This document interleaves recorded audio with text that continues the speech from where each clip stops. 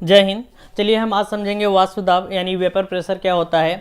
तो देखिए, जो वाष्प दाब होता है वह वाष्प के कारण होता है और जो वाष्प बनती है वह भाप के कारण बनती है। बस, तो इसको हम क्या समझेंगे। अच्छा, यहाँ पे लिखे है भाप से बनता है वाष्पन। जो भाप होता है और उस भाप के बाद वाष्पन क्रिया होती है और वाष्पन के ही बाद क्या बनता है, वाष्प दाब बनता है। यानी अगर हम इसको देखें तो जो वाष्प दाब होता है वो वाष्पन की क्रिया से आती है और जो वाष्पन होता है वह भाप के कारण होता है।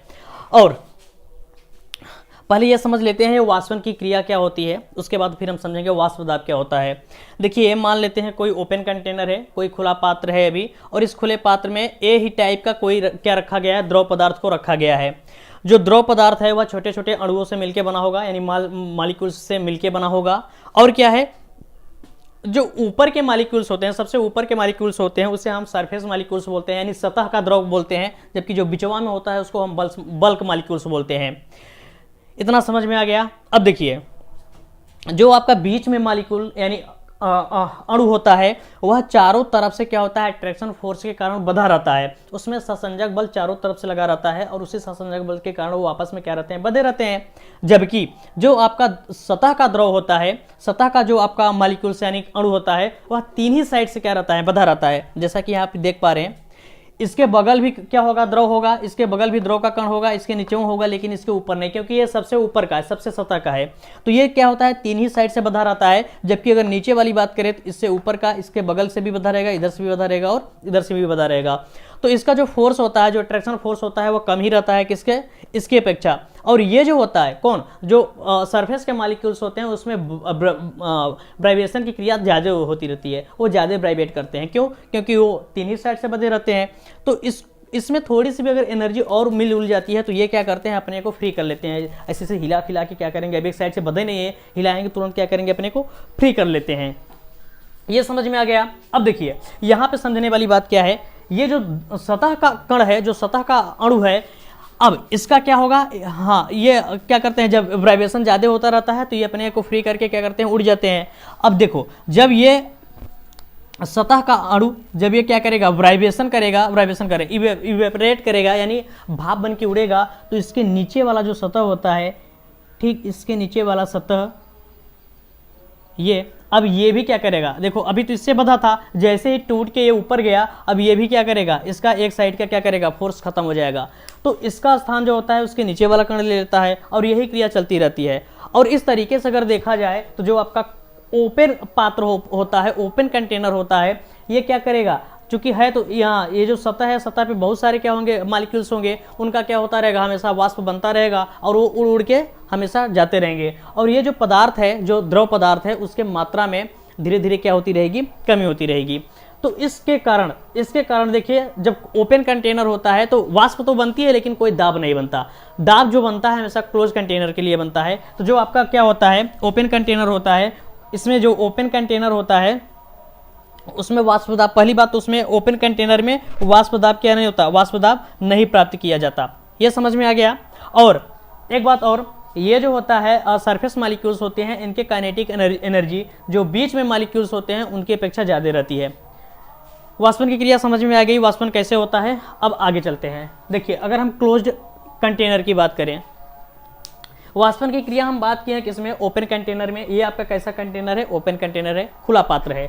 अगर हम क्लोज्ड कंटेनर की बात करें तो देखिए, क्लोज्ड कंटेनर में भी वही क्रिया होगा, वाष्पन वैसे होगा। प्रारंभ में वाष्पन बड़ी तेजी से होता है, क्योंकि शुरुआत में यहाँ पे क्या होगा, जो स्पेस है, खाली जगह है, उसमें जगह ज़्यादा रहेगा। और शुरुआत में क्या करेंगे, ये जो वाष्पन की क्रिया होगी, यहाँ से कण क्या होंगे, ज़्यादा बनेंगे। मतलब शुरुआत में यहाँ से कणों के वाष्पन क्रिया ज़्यादा होगी और ये क्या करेंगे, यहाँ पे जाके टकराते रहेंगे और यहाँ पे क्या होते रहेंगे, एकत्रित होते रहेंगे।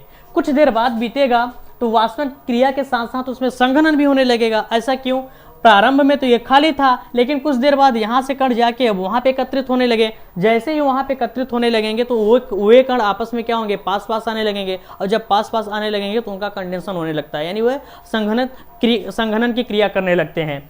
तब क्या होगा, वाष्पन की क्रिया होने लगी और संघनन भी होने लगा। यानी इधर से ये क्या कर रहे हैं, अपने को इवेपोरेट करके उड़ रहे हैं, उधर से वो आपस में संघनित होकर टपाक से चू जा रहे हैं, पानी बन के, यानी द्रव बन के।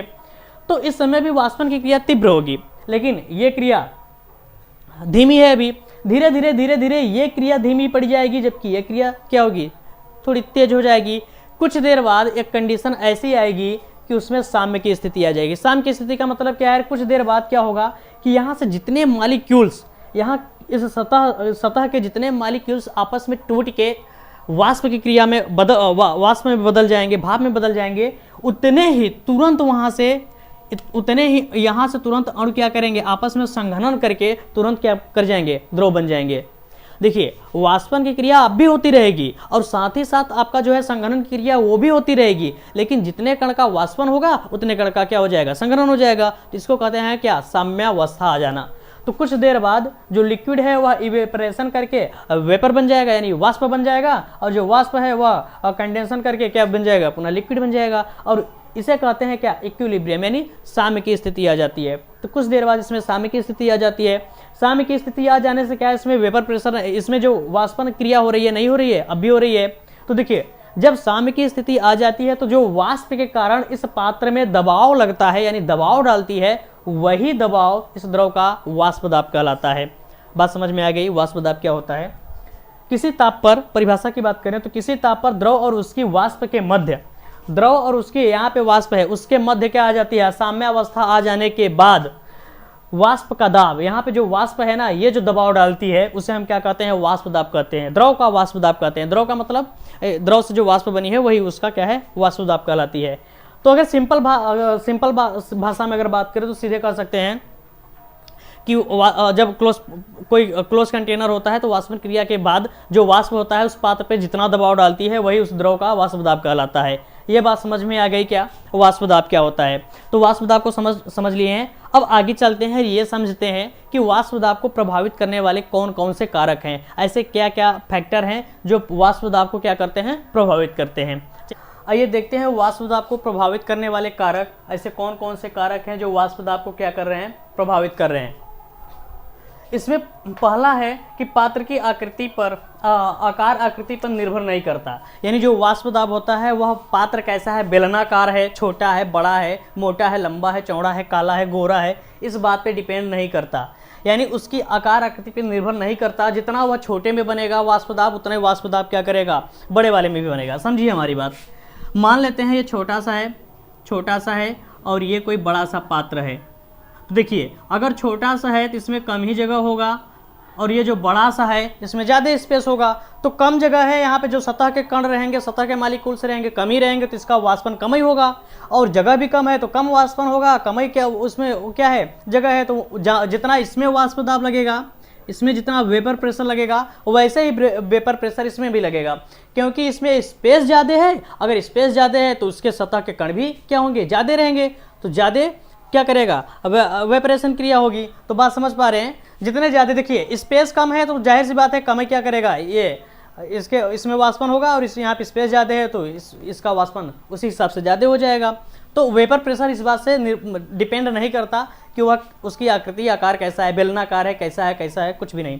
दूसरी बात क्या है कि यह पदार्थ की प्रकृति पर निर्भर करता है, यानी पदार्थ की प्रकृति का मतलब ये है कि पात्र आपका वैसे ही है, एक में आप रख दीजिए क्या, H2O, और एक में आप रख दीजिए क्या, अरे C2H5OH, ये अल्कोहल है, ये क्या है, H2O है। देखिए अब द्रव अलग अलग हो गए हैं, जब द्रव अलग अलग हो जाते हैं तो उनके वाष्पन की क्रिया जो होती है वह भी अलग अलग होगी। पता नहीं इसका ज़्यादा होगा, पता नहीं इसका ज़्यादा होगा, यह डिपेंड करता है उस द्रव पे। तो बात समझ पा रहे हैं ना कि यह जो वाष्पन क्रिया होती है द्रव की पदार्थ पे क्या करता है, जो वाष्पन की क्रिया होती है वह द्रव की प्रकृति पर क्या करता है, निर्भर करता है।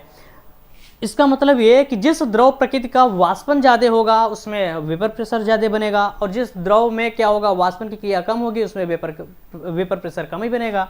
आगे क्या है, जो वेपर प्रेशर होता है वह इन्वर्सली प्रोपोर्शनल होता है किसके, जो अणुओं के मध्य फोर्स लगता है उसके व्युत्क्रमानुपाती होता है। कहने का मतलब क्या है कि जिसमें फोर्स ऑफ अट्रैक्शन किसके मध्य, मॉलिक्यूल्स के मध्य ज़्यादा होगा, उसका वेपर प्रेशर कम ही बनेगा। अरे जो ज़्यादा मजबूत से बंधा रहेगा उसका कहाँ से वेपर प्रेशर, उसका कहाँ से वेपराइजेशन होगा, यानी उसकी वाष्पन की क्रिया क्या होती है, कम ही होती है। और जिसमें क्या होता है, ये फोर्स ऑफ अट्रैक्शन, यानी अणुओं के मध्य, या यूँ बोले ससंजक बल, जिसमें सहसंजक बल ज़्यादा रहेगा उसमें क्या होगा, उसका वाष्पन की क्रिया कम होगी, उसमें वाष्प दाब कम बनेगा। जिसके सहसंजक बल क्या रहेगा, कम रहेगा, उसमें वाष्पन क्रिया ज़्यादा होगी और उसका वाष्प दाब ज़्यादा बनेगा। बात वही है। अब आगे क्या है, अच्छा यहाँ पे एक बात लिखी है, जैसे कह रहा है कि C2H5 कोई एथिल अल्कोहल है, उसके बाद ये क्या है, ग्लाइकॉल है, और ये क्या है, ग्लिसरॉल है। इसको हम कहते हैं ग्लिसरॉल। ग्लिसरॉल तो कहेगा इसमें सबसे ज़्यादा किसका क्या होगा, इसमें वेपर प्रेशर किसका ज़्यादा मिलेगा, किसमें ज़्यादा मिलेगा। तो देखिए जो आपका एथिल अल्कोहल होता है या एक ही हाइड्रोजन बॉन्ड से बना होता है, जबकि आपका जो आपका क्या होता है, ग्लाइकॉल होता है, इसमें हाइड्रोजन बॉन्ड जो होते हैं डबल पाए जाते हैं। और जबकि आपका जो क्या होता है, ये कार्बन कार्बन से बता रहेगा सिंगली, जबकि आपका जो ग्लिसरॉल होता है उसमें हाइड्रोजन बॉन्ड की संख्या कितनी होती है, 3 होती है। तो देखिए जिसमें हाइड्रोजन बॉन्ड ज़्यादा हैं, यानी जिसमें हाइड्रोजन बंध ज़्यादा हैं, उसमें अट्रैक्शन फोर्स भी ज़्यादा होगा। तो जाहिर सी बात है जिसमें अट्रैक्शन फोर्स ज़्यादा होगा तो उसका वेपर क्या होगा, उसका वेपराइजेशन यानी उसकी वाष्पन की क्रिया कम ही होगी। जब वाष्पन की क्रिया कम होगी तो उसमें जो आपका क्या होता है, वाष्प दाब कम ही मिलेगा। यानी अगर इसमें सबसे ज़्यादा बात करें तो सबसे ज़्यादा वाष्प दाब किसमें मिलेगा, सबसे ज़्यादा इसमें मिलेगा और सबसे कम इसमें। तो इसको हम कह सकते हैं क्या, पी ग्लिसरॉल का वाष्प दाब सबसे कम रहेगा और किसका, ग्लाइकॉल का इससे ज़्यादा होगा, ग्लाइकॉल, और इससे ज़्यादा किसका रहेगा, अल्कोहल का, एथिल अल्कोहल का। बात समझ पाए हैं। यानी जिसमें हाइड्रोजन बॉन्ड की संख्या ज़्यादा है उसका वाष्पन क्रिया कम होगी और उसमें वाष्पन की क्रिया कम होने से उसका वाष्प दाब कम लगेगा। तो ये था हमारा इधर।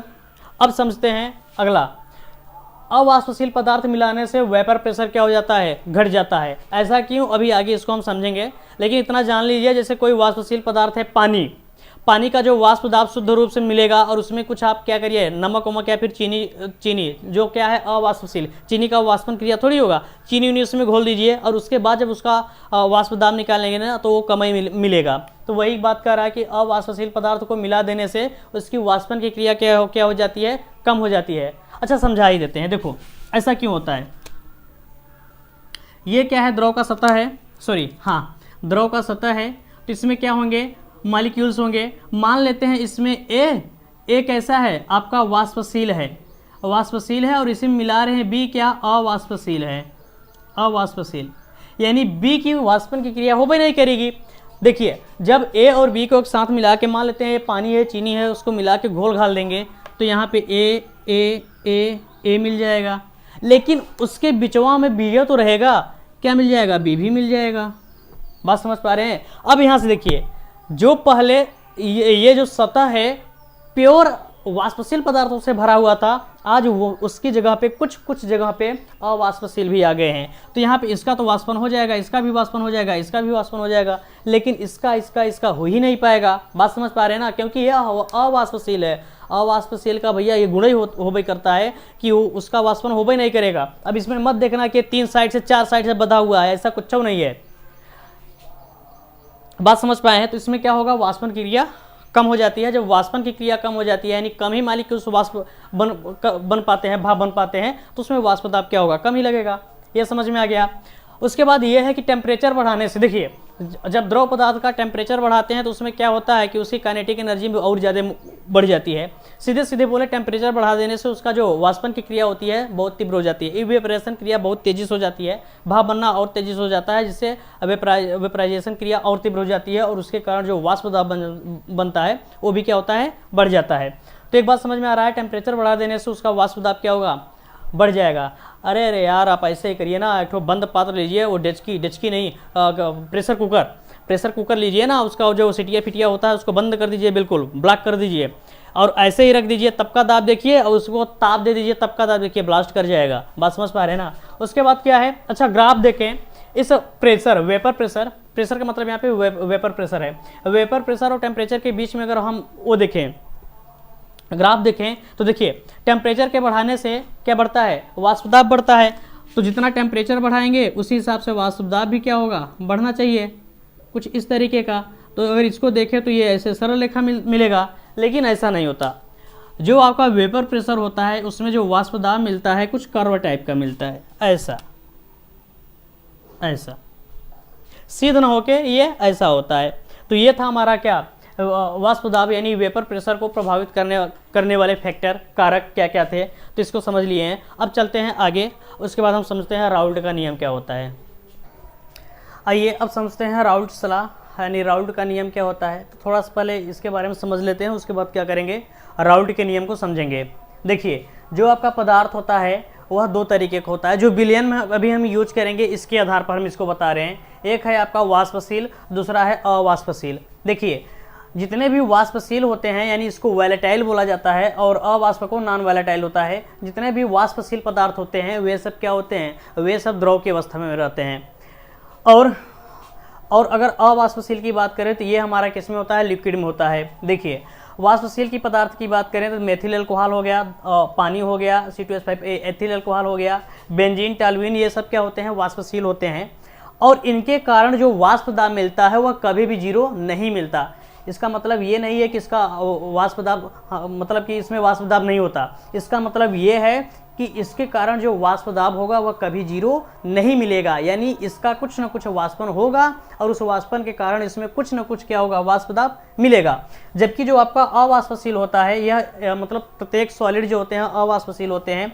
जैसे हो गया आपका यूरिया हो गया, ग्लूकोज हो गया, सुक्रोज हो गया, मतलब शक्कर हो गया, और इन सब के कारण कोई भी वाष्प दाब नहीं मिलता। इसलिए यहाँ पे लिखा गया है P0। अच्छा देखिए, जब किसी शुद्ध पदार्थ के कारण, उसके द्रव के कारण उसमें जो वाष्प दाब होती है तो उसे हम P0 से दिखाते हैं। प्रेशर, वेपर प्रेशर, नॉट का मतलब है मतलब खुद वही शुद्ध रूप से हो।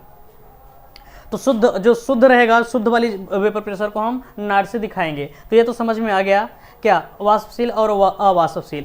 अभी जो हम विलयन पढ़ रहे हैं उस विलयन में मतलब जो राउल्ट का नियम लगाएंगे, इसमें अभी ये पढ़े हैं जो हमारा विलेय है वह कैसा है, वाष्पशील है, और जो हमारा विलायक है वह कैसा है, वह भी वाष्पशील है।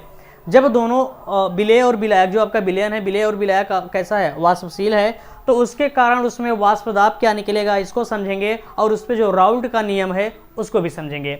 देखिए, जो विलेय है अभी मान लेते हैं लिक्विड है, और जो विलायक है वह भी कैसा है, लिक्विड है। जो विलेय है इसको हम रिप्रेजेंट करेंगे ए से, यानी जब भी बात करेंगे ए की तो समझ जाइएगा वो विलेय है, और जब हम बी की बात करेंगे तो समझ जाइएगा क्या है, विलायक है। अब चूंकि ये जो विलेय है ये भी कैसा है, एक लिक्विड है, तो लिक्विड के कारण क्या होता है, वाष्प दाब निकलता है। तो इसका जो शुद्ध वाष्प दाब होगा इसको मान लेते हैं P0A, यानी जो वेपर प्रेशर है वह प्योर ए का है। शुद्ध विलेय का वाष्प दाब को हम P0A से दिखाएंगे, और जो शुद्ध विलायक का वाष्प दाब है इसको P0B से दिखाएंगे। दूसरी बात क्या है यार, दूसरी बात आंशिक दाब आता है, यानी अशुद्ध। अशुद्ध का मतलब है कि जब दोनों को मिला दिया जाएगा, भी समझेंगे इसको। फिलहाल ये तो हो गया। अब आइए आगे देखते हैं राउल्ट का नियम क्या होता है। राउल्ट का नियम क्या कहता है।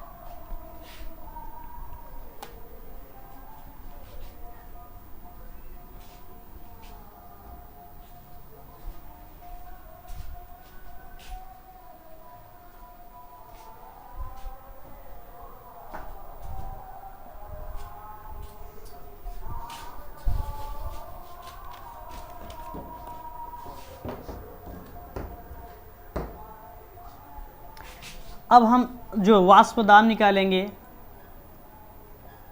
वाष्प दाब ऐसे का निकालेंगे जो क्या हो, द्रव द्रव द्रव द्रव विलयन का क्या करेंगे, वाष्प दाब निकालेंगे, या फिर सीधे कहेगा द्रवी विलयन का वाष्प दाब। द्रवी विलयन, द्रव द्रव लिखा रहेगा, या फिर द्रवी विलयन का वाष्प दाब। चलिए ये मान लेते हैं क्या है, विलेय है, और ये भी मान लेते हैं क्या है, विलायक है। अगर ये विलेय है तो इसमें क्या होगा, द्रव है, वाष्पशील है। अभी वाष्पशील की बात बोले हैं, अभी हम विलयन कैसा ले रहे हैं, वाष्पशील, और ये भी क्या है, वाष्पशील है।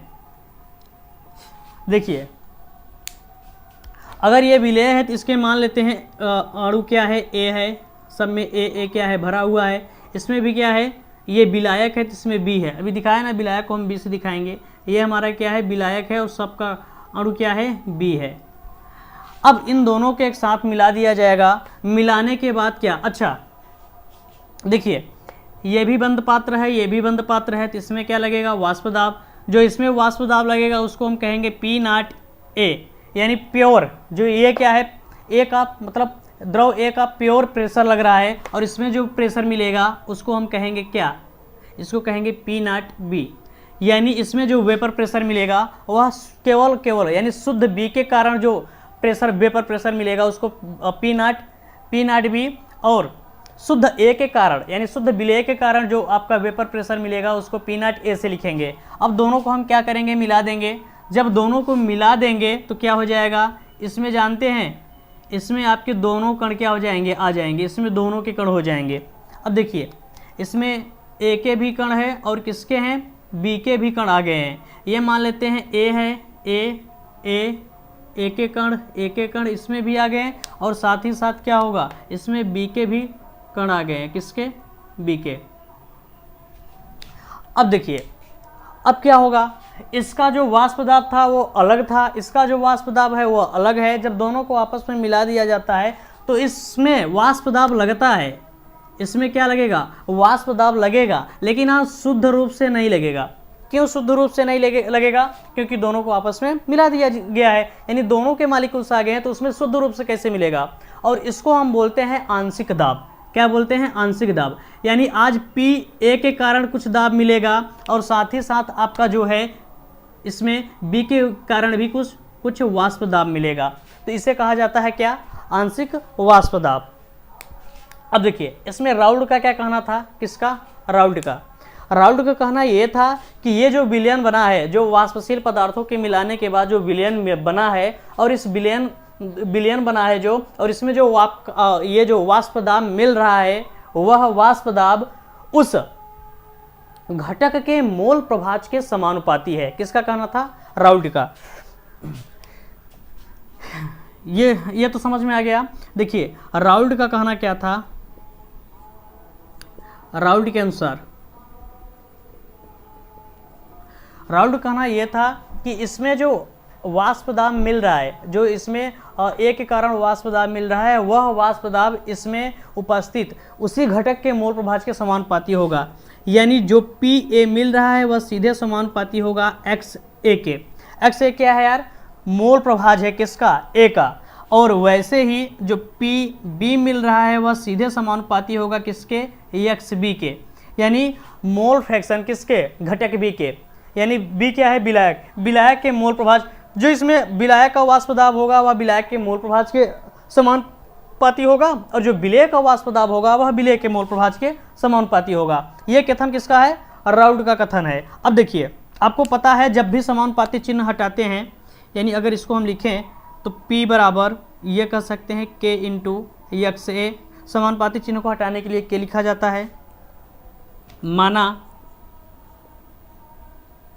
माना जो विलयन है, माना विलयन शुद्ध ए है, शुद्ध ए है।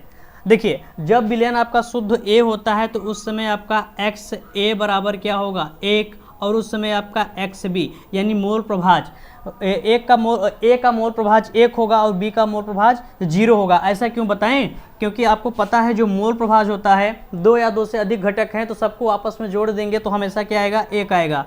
जो लोग मोल प्रभाज ना देखे हो डिस्क्रिप्शन बॉक्स में जाकर वहां से देख सकते हैं मोल प्रभाज क्या होता है और कैसे निकाला जाता है। ये है एक्स ए प्लस, इसको समझ सकते हैं एक्स बी बराबर हमेशा 1 के आता है। कह रहा है कि ये शुद्ध है। अगर कोई चीज़ शुद्ध है, शुद्ध का मतलब ये है कि उसमें केवल ए की मात्रा है, बी की मात्रा नहीं मिलाई गई है। जब बी की मात्रा नहीं मिलाई जाती तो उस समय उसमें बी का मान क्या रहता है, 0 रहता है। तो हम वहाँ पे क्या कर सकते हैं, केवल यहाँ पे बी का मान 0 है तो यहाँ से केवल क्या मिलेगा, एक्स ए बराबर 1। तो इस एक्स ए को हम क्या कर सकते हैं, इसको मान लेते हैं अच्छा समीकरण 1। अब यहाँ से एक्स ए बराबर इतना हो गया, एक्स बी बराबर 0। तो इस एक्स ए का मान कहाँ पे रखेंगे, यहाँ पे। अच्छा एक बात और, जब ये शुद्ध होगा, ये शुद्ध आपका ए है, प्योर ए है, तो उस समय जो इसमें दाब मिलेगा पी ए, वह शुद्ध दाब मिलेगा, पी ए नॉट मिलेगा। बात समझ पा रहे हैं। अगर भैया शुद्ध है तो शुद्ध के कारण क्या मिलता है, हमेशा शुद्ध दाब मिलता है। जब अशुद्ध रहेगा तो उसके कारण अशुद्ध दाब मिलेगा। तो यहाँ पे जब बी की मात्रा नहीं मिलाई गई है उस समय पी नॉट ए हो जाएगा। बात समझ पा रहे हैं। अब इसको अगर हम लिखें तो आगे कैसे लिख सकते हैं, अच्छा ये तो समझ में आया ना। अब इसको अगर हम लिखें तो कैसे लिख सकते हैं यार, देखिए इस एक्स ए का मान यहाँ पे रखने पर, कहाँ, एक्स ए बराबर 1 रखने पर यहाँ से, जब अच्छा ये ए का है, एक मिनट देखिए, एक्स ए का मान समीकरण एक में रखेंगे तो ये जो पी ए है, आज पी ए की जगह पे क्या हो जाएगा, पी नॉट ए हो जाएगा। तो पी ए की जगह पे हम पी नॉट ए रख देंगे, पी नॉट ए, सॉरी इसको लेते हैं, पी ए की जगह पे क्या हो जाएगा, पी नॉट ए बराबर के की जगह पे क्या रखेंगे, के की जगह पे के ही रहेगा, इंटू एक्स की जगह पे ए, तो के बराबर आ गया क्या, पी नॉट ए, समीकरण मान लेते हैं 2। और इस समीकरण 2 का मान उठा के समीकरण 1 में रखिए, यानी के का मान आप रख दीजिए कितना, पी नॉट ए, तो क्या आ जाएगा यार, पी ए जो आंशिक दाब मिला है, पी ए बराबर होगा P not A into X A.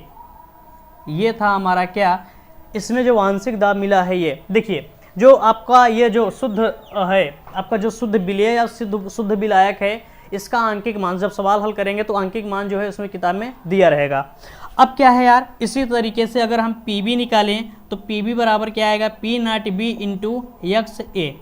ये तो हमारा क्या था, सूत्र है, सॉरी एक्स बी रहेगा। यानी कहने का मतलब क्या है कि जो वाष्पशील पदार्थ को मिलाने के बाद जो आपका विलयन बना है, विलयन में जो आंशिक दाब मिला है, वह आंशिक दाब उसी घटक के मोल प्रभाज के समानुपाती होगा। यही किसका कहना था, राउल्ट का नियम, राउल्ट का कहना था। चलिए इसका अब हम परिभाषा लिखते हैं, इसको मिटाते हैं।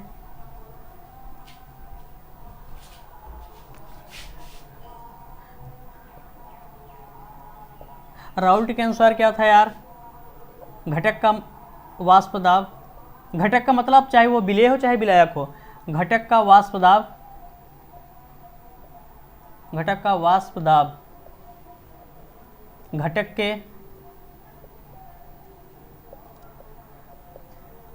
के मोल प्रभाज के समानुपाती होगा। इतनी बात समझ में आ गई। ये था क्या, घटक के मोल प्रभाज के समानुपाती। देखिए अब इसके बाद एक आता है डाल्टन लॉ। क्या आता है, डाल्टन लॉ। डाल्टन नियम क्या कहता है यार, डाल्टन नियम जो होता है वह गैसी के लिए है, मतलब गैसों के लिए यह बताया जाता है कि अगर कोई पात्र है, कोई बंद पात्र है और उसमें बहुत सारे गैसें मिलाई गई हैं, तो उस पात्र में जो पूरा दाब लगेगा, संपूर्ण दाब लगेगा, वह विभिन्न प्रकार के मिलाई गई गैसों के आंशिक दाब के योग के बराबर होगा। कहने का मतलब ये है कि ये कोई पात्र है, इसमें क्या है, एक हाइड्रोजन गैस भरी गई है, साथ में इसमें हीलियम गैस है, इसमें मान लेते हैं क्या, कार्बन डाइऑक्साइड गैस है। तो जो इसका टोटल दाब मिलेगा, पी टोटल, वह आंशिक दाब किसका, हाइड्रोजन का, और आंशिक दाब किसका, CO2 का, और आंशिक दाब किसका, हीलियम का, सबके योग के क्या होगा, बराबर होगा। ये किसका कहना था, ये डाल्टन का कहना था। तो डाल्टन के अनुसार अगर हम ये देखें, क्या, डाल्टन के अनुसार अगर हम ये देखें, जो इसमें जो विलयन मिला है, एक क्लोज पात्र है, इसमें जो पी टोटल होगा, मतलब पूरा आपका क्या, पी टोटल मतलब पूरा प्रेशर होगा, वह आंशिक दाब यानी पी ए और पी बी के आंशिक दाब के योग के बराबर होगा। अगर हम चाहें क्या, तो यहाँ से पी ए का मान कितना, इतना रख सकते हैं, और पी बी का मान कितना, इतना रख सकते हैं। तो पी टोटल बराबर क्या हो जाएगा यार, ये हो जाएगा P not A X A plus P not B X B. ये है हमारा क्या, संपूर्ण वाष्प दाब, इसमें जो पात्र में लग रहा है। और जो आपका मोल प्रभाज निकाला जाता है, कैसे निकालेंगे, मोल प्रभाज की बात करें तो एक्स ए बराबर क्या हो जाएगा यार, number of mole of A बटे number of mole of A plus number of mole of B. वैसे ही अगर बात करें एक्स बी की तो नंबर ऑफ मोल ऑफ बटे क्या, बी बटे number of mole of A plus number of mole of B. यानी जिसका, देखिए सबसे बढ़िया तरीका है, मोल प्रभाज निकालना होता है, जिसका मोल प्रभाज निकालना होता है उसको ऊपर करिए, और जितने भी विलयन में उपस्थित क्या है, घटक हैं, सबका मोल रख दीजिए। और मोल कैसे निकाला जाता है, मोल को हम एन से लिखते हैं। मोल कैसे निकाला जाता है, इसको बताए हैं दिया भार W बटे मालिकुलर वेट यानी अणुभार, W बाई एम से हम क्या करते हैं, मोल निकाल लेते हैं। ये चीज़ समझ में आ गया। अगर संपूर्ण दाब पूछेगा तो संपूर्ण दाब निकाल लेंगे, और क्या है, ये आंशिक दाब पूछेगा तो इस सूत्र से हम क्या करेंगे, आंशिक दाब निकालेंगे। तो ये राउल्ट का नियम समझ में आ गया। राउल्ट का नियम ये कहता है क्या, कि जो विलयन है, विलयन में जो वाष्प दाब मिल रहा है, वो जो आंशिक वाष्प दाब जो है, वह उस विलयन में उपस्थित घटक के मोल प्रभाज के क्या होगा, समानुपाती होगा। ये किसका कहना है, राउल्ट का नियम है। आइए अब आगे समझते हैं। आइए अब हम ग्राफ देख लेते हैं वाष्प दाब और मोल प्रभाज के बीच में कैसा ग्राफ होगा। ये जो ग्राफ है कब का है, जब आपका जो वाष्प दाब निकाला गया है वाष्पशील पदार्थों के कारण, वाष्पशील पदार्थों के कारण वाष्प दाब जो मिला है, तब का क्या निकालेंगे हम, ग्राफ निकालेंगे। मान लेते हैं ए क्या है, कोई विलेय है, बी क्या है, कोई विलायक है। अगर ए है तो ए के कारण जो शुद्ध दाब मिलेगा वह पी नॉट ए मिलेगा, और बी के कारण शुद्ध दाब पी नॉट बी मिलेगा। अगर इसका आंशिक दाब देखें तो आंशिक दाब जो होगा पी ए बराबर होगा किसके, P not A into X A के, P not A into X A के। वैसे अगर देखें पी बी, जो विलायक बी का आंशिक दाब होगा वह पी बी बराबर क्या होगा, P not B into X B. ये कैसे अभी हल किए हैं, समझ लिए हैं। देखिए हम ले क्या रहे हैं, मोल फ्रैक्शन। ए और बी क्या है, मोल फ्रैक्शन है। मोल फ्रैक्शन को हम मान लेते हैं एक्स अक्ष पे। चूंकि दो दाब हैं तो हमें दो दाब दिखाने के लिए एक यहाँ पे दिखाएंगे दाब को ले रहे हैं वाई अक्ष पे, और एक तो दाब को यहाँ पे दिखाएंगे। तिरछा है का, एक मिनट। ये है आपका मोल फ्रैक्शन। दाब दो ठो है तो दो दाब दिखाने के लिए एक ठो यहाँ पे दिखाएंगे और एक ठो यहाँ पे दिखाएंगे। चलिए यहाँ पे है आपका क्या, मोल फ्रैक्शन यक्स। यहाँ पे हम ले लेते हैं ए के कारण जो प्रेशर मिलेगा पी ए, और यहाँ पे ले लेते हैं हम क्या, जो बी के कारण प्रेशर मिलेगा पी बी। देखिए शुरुआत में प्रारंभ में मान लेते हैं कि जो मोल फ्रैक्शन है, इधर का मोल फ्रैक्शन ए को दिखाता है और इधर का मोल फ्रैक्शन जो है वह बी को दिखाता है। प्रारंभ में मान लेते हैं जब शुद्ध केवल क्या रहता है, विलेय रहता है, शुद्ध ए रहता है, तो उस समय एक्स ए का मान कितना होगा, 1 होगा, और इस समय एक्स बी का मान कितना होगा, 0 होगा। तो उस समय जो दाब मिलता है पी ए, वही दाब होता है उसका शुद्ध दाब, जिसे हम कहते हैं पी नॉट ए। क्या कहते हैं, पी नॉट ए। तो जब प्रारंभ में ए का मान 1 होगा और उस समय बी की मात्रा कुछ भी नहीं मिलाई गई है, तो उस समय मान लेते हैं यहाँ पे मिला है दाब इसका क्या, पी नॉट ए, शुद्ध दाब है पी नॉट ए। जैसे जैसे इधर बढ़ेंगे, जैसे जैसे बी की मात्रा मिलाएंगे, इसका वाष्प दाब क्या होगा, कम होगा। अरे जाहिर सी बात है, जो शुद्ध वाष्प दाब होता है पी नॉट ए हमेशा ज़्यादा होता है अशुद्ध वाष्प दाब के, पी ए के। समझ पा रहे हैं। जब वैसे भी बताए थे ना, जब उसमें क्या करते हैं, कोई पदार्थ को मिलाते हैं तो क्या हो जाता है, उसका वाष्प दाब घट जाता है। अब बी को क्या कर रहे हैं, इसमें मिला रहे हैं, धीरे धीरे बी की मात्रा मिलाते जाएंगे, इसका वाष्प दाब कम होता चला जाएगा। कम होते होते ये आ जाएगा कुछ इस तरीके से यहाँ पे। जब यहाँ पे आ जाएगा तो उस समय क्या होगा यार, उस समय एक्स बी यानी बी की जो मात्रा है बहुत ज़्यादा है, और उस समय ए की मात्रा को हम नगण्य मान लेते हैं, यानी 0 मान लेते हैं। अब जब यहाँ पे पहुँच जाएंगे तो उस समय एक्स की मात्रा, बी की मात्रा कितनी रहेगी, बहुत ज़्यादा, तो उसका मोल प्रभाज 1 ले लेते हैं, और उस समय ए की मात्रा उसमें नगण्य है, बहुत कम है। बी की मात्रा इतने ज़्यादा हो गई है कि ए की मात्रा उसकी तुलना में नगण्य है, तो इसलिए एक्स ए यानी ए का जो मोल फ्रैक्शन है उसको कितना मान लिए हैं, 0। अब देखिए जब एक्स बी बराबर 1 होता है तो जो उस समय दाब मिलता है पी बी, वह दाब क्या होता है, पी नॉट बी होता है, यानी शुद्ध दाब होता है। तो मान लेते हैं इस समय इसका दाब मिला है क्या, पी नॉट बी। क्या मिला है, पी नॉट बी। अगर आप ध्यान से देख पा रहे हैं, अगर इधर से जब इधर चलेंगे तो इसका मतलब ये है कि इधर चलने पर एक्स ए की मात्रा मिल रही है, बी की मात्रा कम हो रही है। जब बी की मात्रा कम होगी तो इसका भी क्या होगा, वाष्प दाब कम होगा। तो ये भी क्या हो जाएगा, धीरे धीरे ऐसे घटते घटते घटते यहाँ पे चला आएगा, ये यहाँ पे चला आएगा। डाल्टन नियम क्या कहता है यार, देखिए ये जो ग्राफ है, ये वाला ग्राफ दिखाता है आपका किसको, ये ग्राफ है पी ए बराबर P not A into X A को, और ये जो ग्राफ है यहाँ से यहाँ आया है, ये दिखा रहा है आपका पी बी बराबर P not B into X B. अब क्या करिए, दोनों को मिला दीजिए। जब दोनों को मिला देंगे यहाँ से यहाँ से यहाँ से यहाँ से इसको, तो ये हो जाएगा पी टोटल। ये जो पी टोटल है यह होता है किसके, P A plus P B के। तो ये ग्राफ था हमारा किसके, वाष्पशील पदार्थों का जब विलयन होगा तो उसमें जो वाष्प दाब होगा और मोल प्रभाज के वाष्प दाब और मोल प्रभाज के बीच में जो ग्राफ लिया जाएगा ये समझ पाए हैं। अब चलिए आगे समझते हैं। आइए अब समझते हैं अवाष्पशील मिलाने पर जो वाष्प दाब मिलेगा, विलयन का वाष्प दाब होगा वह क्या होगा, उसको समझते हैं। देखिए, मान लेते हैं एक कोई क्या है, विलेय है और यह कैसा है, अवाष्पशील है, यानी इसके कारण कोई वेपर प्रेशर नहीं मिलेगा, इसमें जो वेपर प्रेशर होगा 0 के बराबर होगा। दूसरा क्या है, विलेय है, यानी यह कैसा है, विलायक है, यह कैसा है, वाष्पशील है और इसके कारण जो भी दाब मिलेगा वह 0 नहीं होगा, कुछ न कुछ उसका वाष्प दाब होगा। अब देखिए क्या होगा जब इसको मिटाते हैं।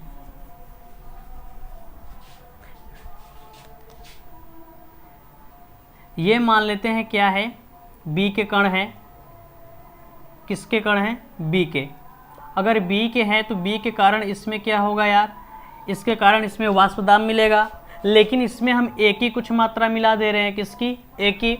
जब एक ही मात्रा मिलाएंगे तो इसके सतह पे क्या आ जाएगा, कुछ कण A भी आ जाएंगे सतह वाले कण पर, यहाँ पे कुछ A भी आ जाएंगे। तो इसमें जो वाष्प दाब मिलेगा केवल अब किसके कारण, शुद्ध नहीं मिलेगा, अब B के कारण बस वाष्प दाब मिलेगा, यानी जो इसमें P मिलेगा, प्रेशर मिलेगा, वह केवल किसके कारण, B के कारण, यानी विलायक जो B है आपका B के कारण। और ये जो होता है राउल्ट के अनुसार यह इसके मोल प्रभाज के क्या होगा, समानुपाती होगा। अगर यही बात करें क्या इसमें Pa मिलेगा, नहीं मिलेगा, क्योंकि आपका जो Pa है यानी जो विलेय है वह कैसा है, अवाष्पशील है। तब क्या होगा यार, तब इसमें जो भी वाष्प दाब मिलेगा Pb बराबर, आप इसको A भी मान सकते हैं B भी मान सकते हैं, कोई दिक्कत नहीं। किताब में इसको जानते हैं, किताब में इसको A माना है, इसको B माना है, कोई दिक्कत नहीं है। Pb जो होगा, Pb वह सीधे समानुपाती होगा किसके, XB के, क्योंकि केवल इसमें जो वाष्प दाब मिलेगा B के कारण आज Pa तो मिलेगा नहीं, इसको हम कहेंगे Pb बराबर क्या मिलेगा, K इंटू XB के। अब K का मान निकालेंगे तो आपको मिल जाएगा Pb बराबर P0B इंटू XB। अब क्या होगा यार, अब आपको पता है क्या, XA प्लस XB बराबर 1 होता है। अगर यहाँ से हम XB को हटा दें, XB बराबर, इसको इधर भेजें तो 1 माइनस XA होता है, तो XB की जगह पे 1 माइनस XA लिख सकते हैं। तो ये हो जाएगा क्या, Pb बराबर P0B 1 माइनस XA, इसको कहेंगे Pb बराबर P0B minus P0B into XA। अब क्या होगा, इसके बाद क्या करें, इसको इधर करें, इसको उधर भेज देते हैं, P0B इंटू XA बराबर P0B माइनस PA। यहाँ से अगर XA निकालें तो ये क्या हो जाएगा, P0B माइनस PA बटे P0B। ये एक नया चीज़ मिल गया। इसका मतलब क्या है कि जब कोई अवाष्पशील पदार्थ विलयन में मिलाते हैं तो जो विलयन का वाष्प दाब होता है, जो विलयन में कमी आती है, क्योंकि कमी तो आएगा ही, जब अवाष्पशील मिलाएंगे तो भैया उसमें जाहिर सी बात है क्या आएगा, कमी आ जाएगा, उसमें वाष्पन की क्रिया कम ही होगी तो उसके वाष्प दाब में कमी आ जाएगी। इसे कहते हैं वाष्प दाब का अवनमन। कमी को क्या कहते हैं, अवनमन। किसके सापेक्ष, वाष्प दाब के सापेक्ष, यानी विलयन के वाष्प दाब का अवनमन विलयन के मोल प्रभाज के क्या होता है, विलेय के मोल प्रभाज के क्या होता है, बराबर। ये जो मोल प्रभाज है ना, किसका है, विलेय का है, विलेय का, यानी इस चीज का है। तो इसमें जो वाष्प दाब का आपेक्षिक अवनमन आता है वह विलेय के मोल प्रभाज के क्या होता है, बराबर होता है। इसको हम ये भी लिख सकते हैं कि स्थिर ताप पर, ताप स्थिर है भैया, स्थिर ताप पर विलयन का आपेक्षिक अवनमन, आपेक्षिक मतलब कमी होना, किसके, अरे एक मिनट, ये यहाँ पे बी रहेगा। आपेक्षिक का मतलब क्या होता है, कमी। आपेक्षिक अवनमन का मतलब होता है कि शुद्ध के सापेक्ष कितना कमी हो रहा है। आपेक्षिक अवनमन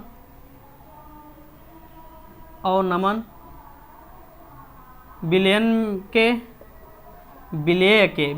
विलेय के बिलियन में कर दे ज़्यादा सही रहेगा। बिलियन में विलेय के मोल प्रभाज के समानुपाती होता है। यह भी राउल्ट का नियम है।